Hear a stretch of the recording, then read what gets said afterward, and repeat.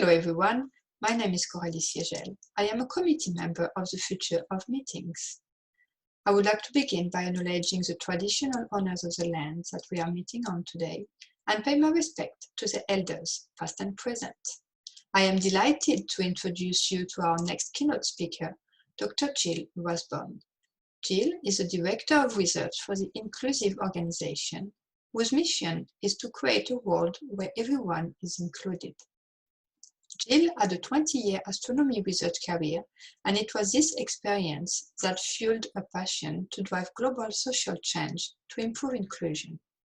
As a director of research, Jill helps organizations identify inclusion improvements through evidence-based research to prove the return on investment benefit of inclusion. Jill's goal is to create a global movement of change through the organizations, governments, and institutions we all interact with daily. Jill will talk to us about conferences where everyone is included. Over to you, Jill. Hi everyone, my name is Jill Rathborne. I wanted to first of all start this keynote presentation by thanking the organisers for the opportunity to talk to you all today. I have to admit it's certainly a very different experience to be recording this ahead of time rather than delivering it either live or in front of someone. So here we go. I'm the Director of Research for the Inclusive Organisation, and our mission is to create a world where everyone is included. Today, I'll be specifically talking about conferences in all of their forms, large or small, and how we can make them inclusive of all people. So before I jump into the details, I thought it would be helpful to start with the why. So why inclusion is important. So for me personally, it's important because I have first-hand experience of what it's like to be excluded, and so much so that I didn't actually even realise that it was happening.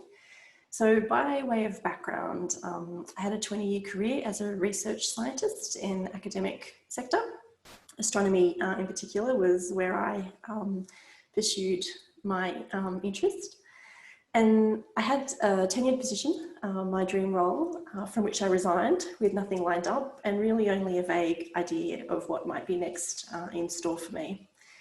So the shift for me in terms of my passion and what I was going to do in terms of my career really came about 8 years ago for me, after our community's first Women in Astronomy meeting. So the purpose of this meeting really was to bring women together in the field to share various career paths and highlight the issues that we collectively faced in what is still a fairly male-dominated field, really as a precursor to identify areas for change in the future. So I remember very vividly thinking prior to that meeting that I had a great career, had lots of opportunities, and in really my opinion, I didn't think that I'd been treated really any differently because of my gender identity. However, as the women told their stories, I recall being completely taken aback because almost all of the issues they were raising had also happened to me. So fortunately, nothing very bad like overt harassment or some of the very bad stories we've been hearing recently about sexual harassment in particular. It was more about those micro inequities. So the little things that are seemingly small that just don't quite sit right. You can't really articulate why there's an issue, but just make you feel like uncomfortable and just not really good behaviour. All of those things had happened to me. The real issue was that I had normalised all of those experiences. That was just the way it was. I had thought, of course, another team member should take the credit for the idea that I had, and yeah, they'll lead the project, but I'll just do all the work and help them, get all the credit and all the success that comes along with that, as an example of what I mean by micro inequity. So while they may seem minor, over time they really do accumulate and start to weigh you down, making everything just really more difficult than it needs to be. And so for me, this really led to being completely overworked, just trying to do what I thought was necessary to stay at the top of my game. And I was at the top of my game, but it really was to the detriment of both my physical and mental health. And so the conversations that we started having as a community completely upended my world. And I came out of that meeting wanting to be part of making things better, not just for women, but for everyone. And what I also find as I started to do that through diversity and inclusion initiatives in my own organisation and in the broader community, and as I began to progress to more senior leadership positions, the barriers that were put in front of me and other women, and really anyone who was different from the historical status quo, became just so strikingly apparent to me that once I started to see these barriers, I couldn't unsee them, and change was happening way too slowly for me. And so I just got a little bit frustrated in that environment. And so I found that my passion really had shifted from the pure research of astronomy, which I still love, but it had shifted from doing that to really wanting to create change in terms of our culture so that these exclusion experiences didn't happen to anyone. So as I said, I resigned from my tenured academic position, a big decision, but I jumped into a new career to try to help the world to be more inclusive. So in terms of other people's motivation, or perhaps yourself, there are three key motivators that people tend to be driven by when deciding whether inclusion is important for them. Simply put, inclusion, first of all, is the right thing to do. The second is that it makes you more money. And the third, that it does keep you out of trouble. So it's really important that you think about this for a second and identify the reason why inclusion is important for you in particular. So which of these reasons resonates with you? And it's really okay, whichever of these reasons is yours. The most important thing is that you're actively working and committed to being more inclusive. The exact motivator isn't necessarily so. And what's another critical point that I wanted to make here is that other people may come from a very different motivation than you do, and that's actually okay too. And understanding that people may come from a different motivation for inclusion is really important when you're trying to get their buy-in for the case for change, for example. So when you're talking to perhaps senior leaders or the CFO or maybe the legal team in your organisation, an argument for why you should be more inclusive as an organisation might be better framed around making more money, potentially avoiding risk, rather than perhaps stressing the social benefits. So it allows you to approach the conversation from different perspectives that align with the different motivators for perhaps the different audiences that you're going to engage with. So it's just a good idea to keep this in your back pocket for when you talk to people about inclusion and why it's important, just to bear in mind that their motivation may be different from yours, but that's actually okay.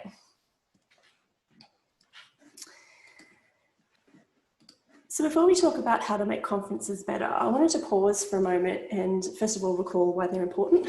So what do they offer and what's their value? And really by conferences, I mean any kind of face-to-face event or activity where previously lots of people have gathered together. So it could be an expo, an exhibition, a symposium, a forum, a seminar, a meeting, whatever word you want to use for it. I'm just going to collectively say conference as an umbrella term for the purpose of keeping this presentation succinct. But really, I mean any kind of event. So focusing on the why is important again, because if they don't add value or serve a purpose, then perhaps we really don't need to worry about making them better. But of course, as we all know, they do. So I think the value and purpose of the conference can really be summarised collectively by these 6 points. They're good to launch a product. They're good to share your latest work, whether or not that's in the academic setting of research findings or in the industry setting of products and services. But to share what you've been up to is a very valuable part of conferences. They're also really good to learn about the current state of play, and so learn from your peers, your colleagues, generate new business, obviously. And it's also the engagement with collaborators and colleagues, and also keeping an eye on what's happening with the competition. We might not like to admit that, but I think that's absolutely a value and a purpose of the conference, and around building those networks. And so those final 2 points really are crucial in terms of the added benefit of a face-to-face meeting that has typically been happening in the past.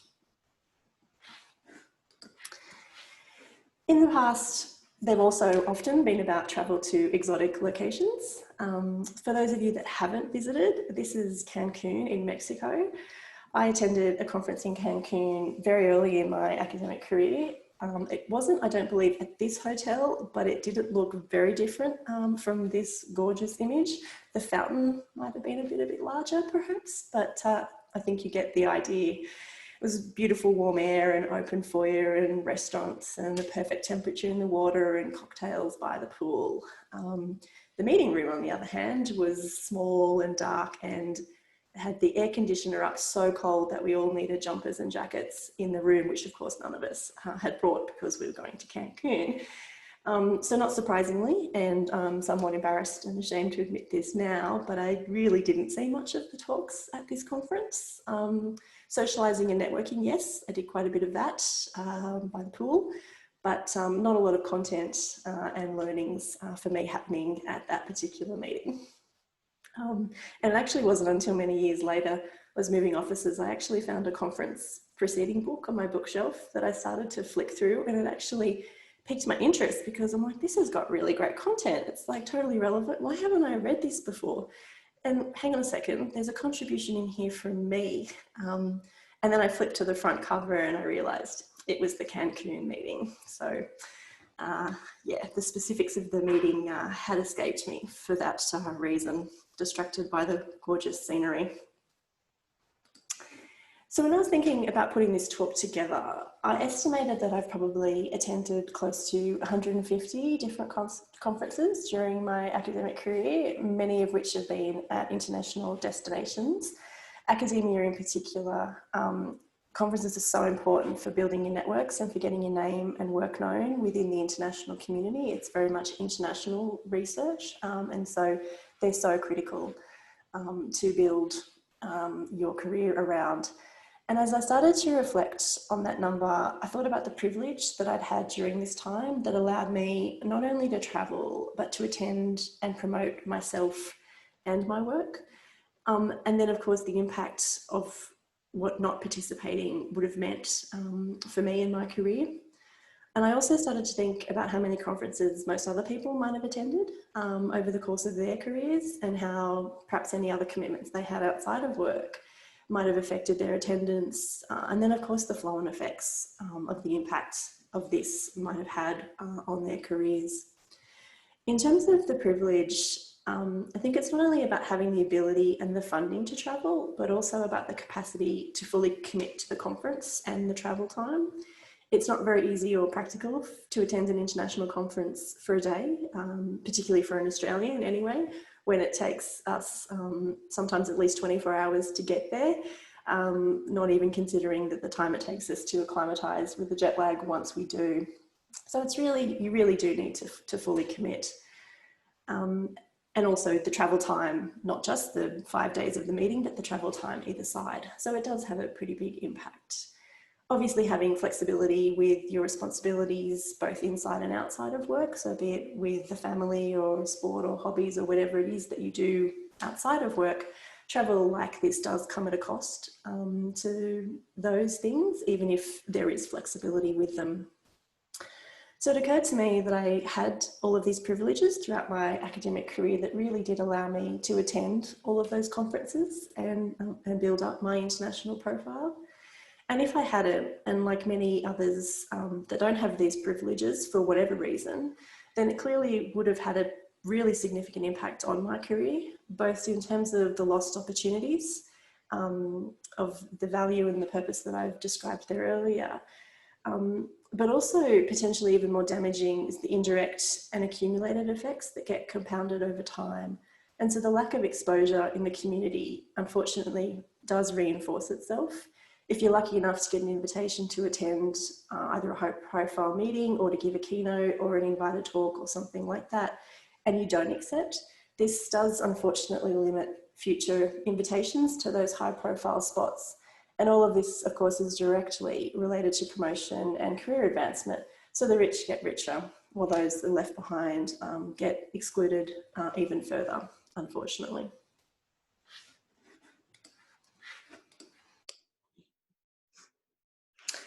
So I've talked about the value and purpose of conferences and the impact of exclusion. I wanted to shift gears now and talk about specifically our approach to inclusion and describe the change in thinking that is necessary to make a real and lasting impact on inclusion for all people. So our approach is different to what's been done before, simply put, because we can't wait any longer. I think this video nicely outlines the problem. I'm Maya Rudolph. Do you love bad news? Then you're going to love my friend, Melinda Gates. According to the World Economic Forum, it will take us 208 years to achieve gender equality in the United States. That's the most specific bad news I've ever heard. 208 years? Over my dead vagina. That's not so bad if you don't think about it. Like if you never, ever think about it. That would be my great-great-great-great-great-grandchild. And I hope it's a girl. Ask yourself this. In 208 years, how far will manspreading have spread? 208 years is very long. It's scary, too. 208 years is scary. I want to live then. Let's get equality done faster. Get talking so we can change this. Hashtag equality can't wait. Booyah.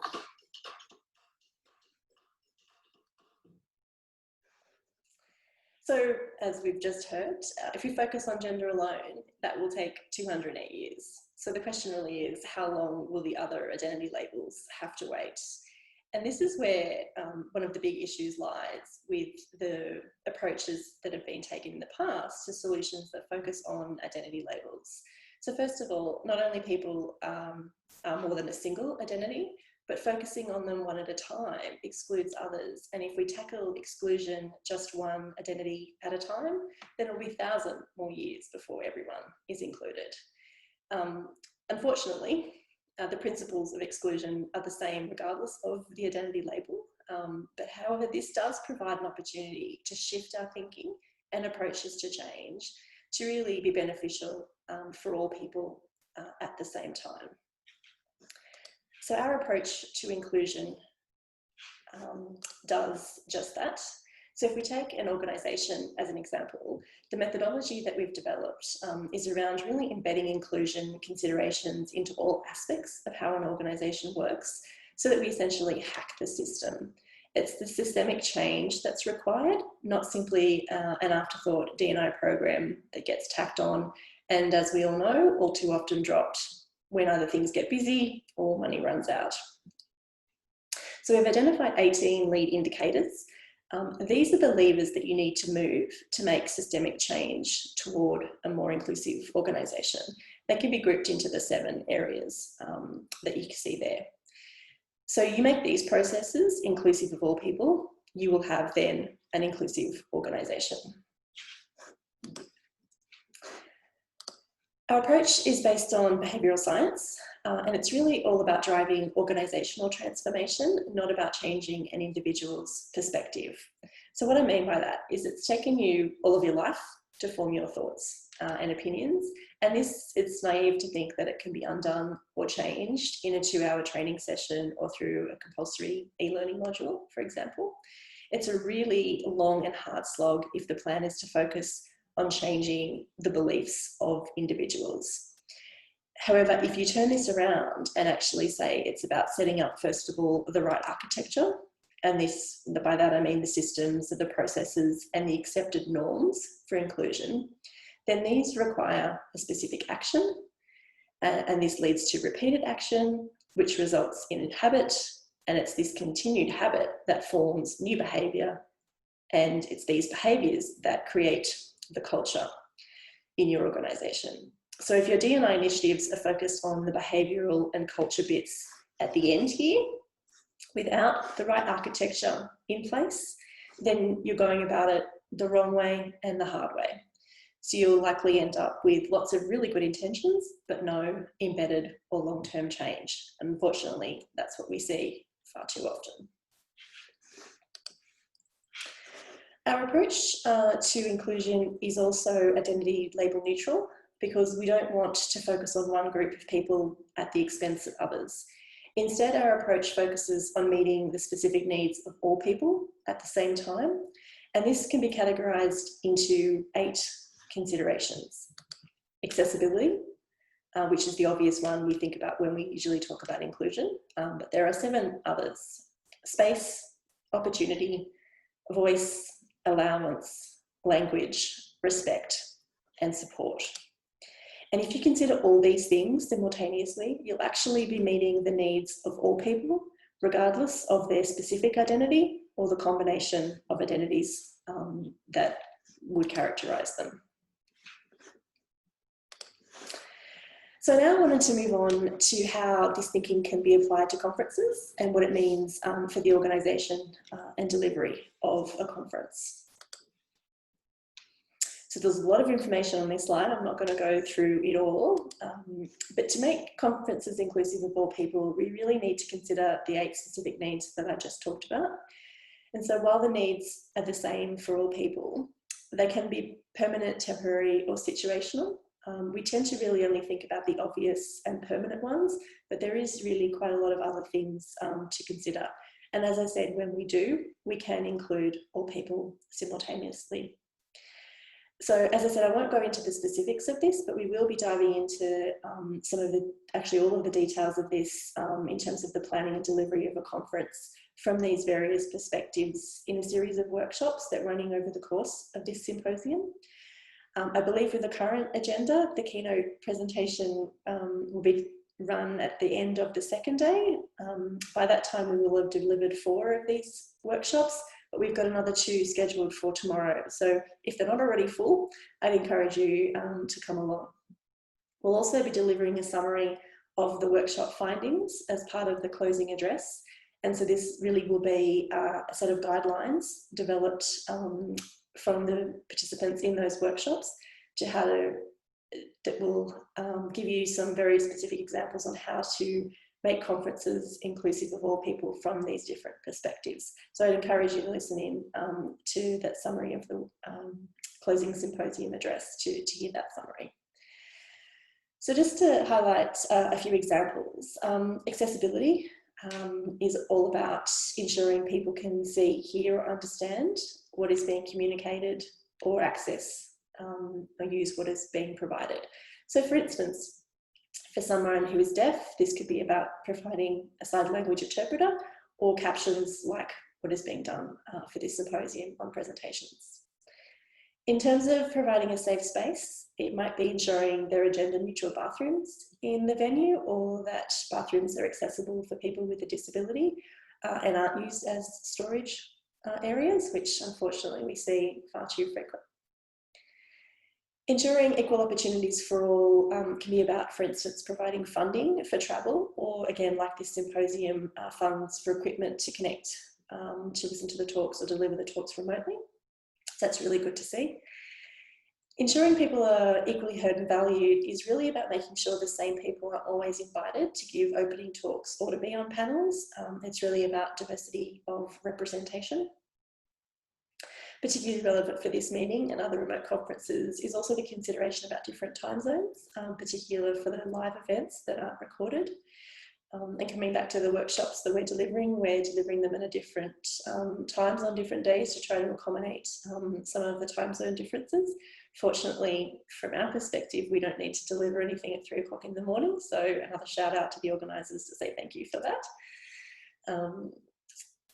Considering language is not only about the choice of words, not to be inappropriate or offensive, but to also to consider those people that might not be native speakers in a language in which the conference is being delivered, or that might be new to the industry and perhaps not fully understand all the acronyms and jargon. And I think we've all experienced that at one point in another. I know a lot of the conferences that I went to during my academic career, if I ventured a little bit far out of not my niche area, it was very hard to understand what was going on with the acronyms and the jargon that was used amongst the presenters. So just being mindful of the use of language. Respect is about ensuring the history, identity and beliefs of all people are respectfully included. And obviously considering the history and beliefs of Indigenous Australians is a perfect example of what we mean by respect. And support really is about ensuring extra help is provided, so for those either with a chronic illness or return to work after a break, to really enable them to do what they need to do. So the examples I've given here is one for each of these different categories. You can easily imagine that there's probably close to 20 that would sit in each of those boxes. But just to give you a flavour for what we mean when we talk about the specific needs and the different contexts in which they're relevant.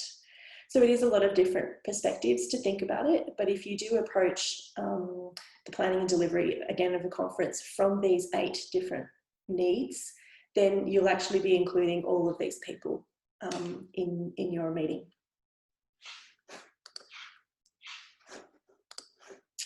So in the final few minutes, I wanted to return to the list that I showed earlier about the value and the purpose of conferences and the privilege that I think has been required, well, it definitely has been required to attend most conferences to date.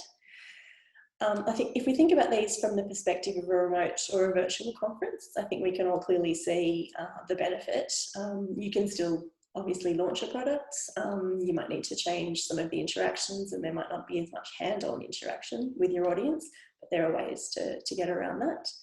You can still share your latest work. The delivery of a presentation is like in person, although the pre-recording is a little strange, but the audience is potentially a lot larger because you're not limited by the venue on the room size that you can afford. You can still learn about the current play in your sector and generate new business. They are fantastic because they remove the need to travel and provides a lot more flexibility to not necessarily commit to the full program. You can dip in and out more easily and even catch up on talks that you may have missed in your own time. Some funding obviously may still be required to ensure you have reliable internet and webcams and other bits and pieces, but it's significantly reduced compared to the funding required to travel and to stay and to eat and all the other things that you require when you do go on a trip. I think the pros and cons in terms of flexibility really cancel each other out. Regardless of where you are or what you're doing, flexibility is really important. It's just different if you need to be away from home. Conversely, if you are at home, then perhaps finding a quiet space at dinner time to deliver a talk might be the flexibility that you require in that moment. So I think that we just always need to be flexible. I wanted to focus on 2 of these in particular in a little bit more depth, since I think there's a really fantastic opportunity here for us to do these very differently and hopefully far more improved to how we've been doing them in the past. So I think there's a real opportunity to improve networking and that engagement with collaborators and colleagues. And I really think the benefit here is to formalise it. And by formalise, I don't mean to make it stuffy and not enjoyable, but to just have participants perhaps identify specific people ahead of time that they want to engage with. In the astronomy community, we've been running, before I left, speed meter mentor sessions, like speed dating, but at a conference during, for instance, a lunch break where everyone just has 5 minutes and the mentors go around and then the mentees get a chance to meet a lot of different people. They've worked really, really well because they just take away that need to have an extroverted personality and that comfort and the confidence that you have to approach someone that you might not know and engage with them in a conversation for the first time. And so by formalising the networking and identifying specific people ahead of time that you want to engage with, I think there's a real opportunity to meet people that you ordinarily wouldn't meet, potentially. And alternatively, you could even organise some subset of groups to meet each other. And what I'm thinking here is students, for example. So having a little networking session just for students where they all get to have a 5-minute chat with each other and kind of rotate around. And so I think this really allows people to engage with a lot more people that they might not already have met in a way that doesn't typically happen at a conference. I know that most conferences I attended, I spent a lot of time simply talking to the people that I already knew, friends and colleagues, and it's fantastic to catch up with them. But I didn't often take that opportunity to meet a lot of new people. And some people do really find it difficult to introduce themselves to someone they don't know. And I think this is particularly more important for the junior members of the community. And so I think that this does, as I said, remove the need to have that extroverted personality and the confidence to approach new people. And it really does, I think, benefit more people. Another important point that I wanted to make is that it removes a lot of the after hours social networking that either some people can't attend or doesn't appeal to all people. And I'm thinking around particularly events drinking in particular. And you would hope that with a reduction in perhaps after hours drinking social settings, that there would be a reduction in inappropriate behaviour that also often does occur at conferences and these social interactions. It won't remove it completely, but hopefully significantly reduce this type of behaviour. There's a certain safety, I think, to being in your own space, knowing that you could terminate a call if you're not comfortable talking to the person, in a way that is just not the same if you're isolated late at night and you're with someone that is behaving inappropriately toward you. And just as an example, I'll give you in the community, not in Australia, but international community, there was this underground network of women at a particular conference that was held in the US. Their sole purpose was secret codes and phone numbers and text messages to try to keep certain senior individuals away from young women. And it's incredibly disturbing when I heard this story, because their sole purpose was to keep these young members of the community, women in particular, away from known perpetrators, because these people were essentially had no consequences for their behaviour and couldn't be reported, and wasn't listened to when it was reported. So there was all this work done behind the scenes to try to prevent these young women being caught up in this inappropriate behaviour directed towards them. So I think we can do a lot better to keep people safe when attending conferences, and certainly formalising the networking and taking away a lot of that after hours social interaction has, I think, some added benefits for all people. Of course, these events don't organise themselves, so we also need to consider the burden on event organisers. In terms of the pros and cons, I think these somewhat even themselves out. It's a different type of workload that I think is required for online remote delivery.